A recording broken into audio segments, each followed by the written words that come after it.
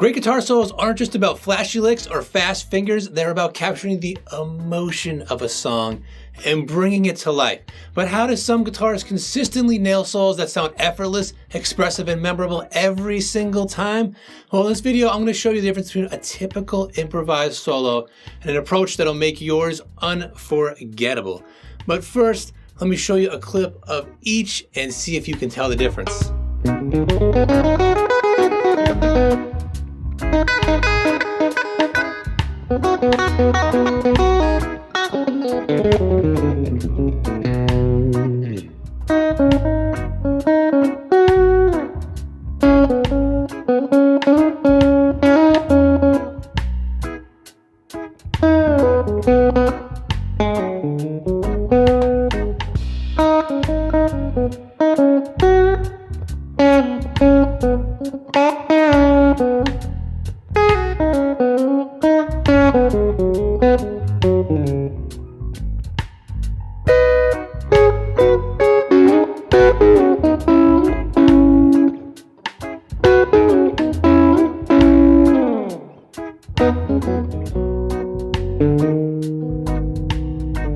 Most guitar players jump right into flashy licks or scales and their solos feel disconnected from the song.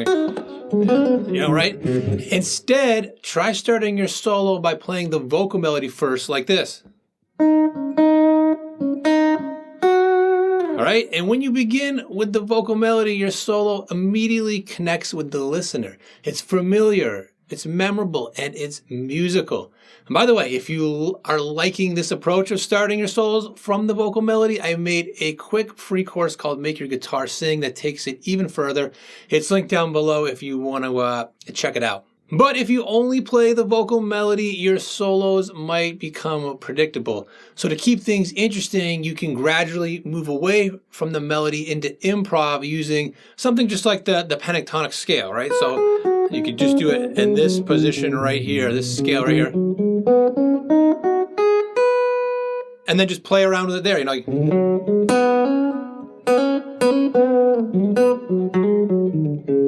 All right?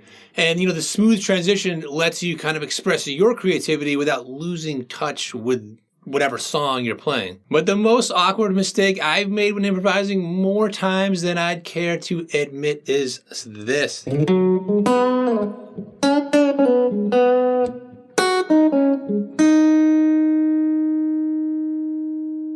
You know, on my early days when I'd be gigging with bands, I would regularly go to hand the baton back to the singer after taking a solo, but at the last second I'd drop it and, you know, I'd trip over my chord and fall off stage, you know, and it'd be a disaster, you know.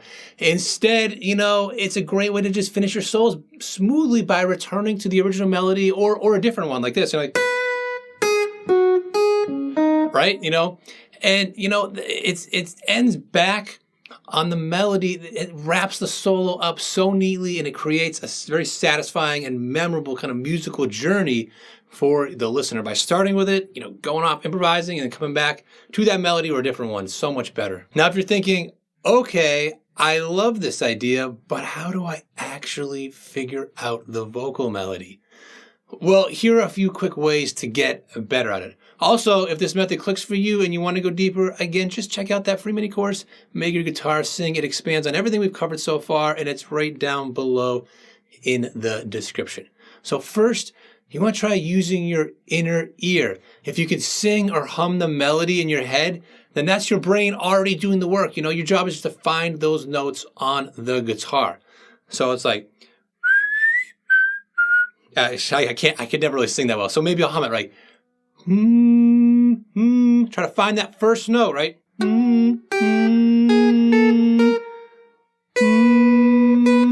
Oh, and there it is. You know, it's that and I can hear it goes down. And again, maybe I know it's that pentatonic scale, so I just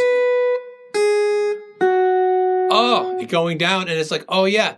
You just start, you know, one note after another. It just gets easier and easier. Another option is to check, you know, sheet music or tab. Sometimes just seeing the first few notes can get you on the right track. Like here, I'm trying to figure out that same melody from Don't Worry Be Happy, and just by seeing the first note is B, and and then G sharp, F sharp, you know, I can start to hear the rest of it in my head. I heard it go back up, then down, up. You start to hear those ups and downs, so much easier. And if you're learning by ear, slowing things down can help a ton. Apps and YouTube's playback speed, make it way easier to pick apart those tricky phrases. A great way to train your ear is also by learning just simple melodies, like kids songs, jingles, Christmas tunes. You just try melodies that you already know and can use to sharpen your skills.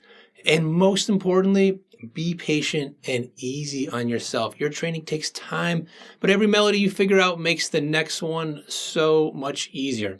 And using the vocal melody like this, it's completely changed my playing. It's my solos.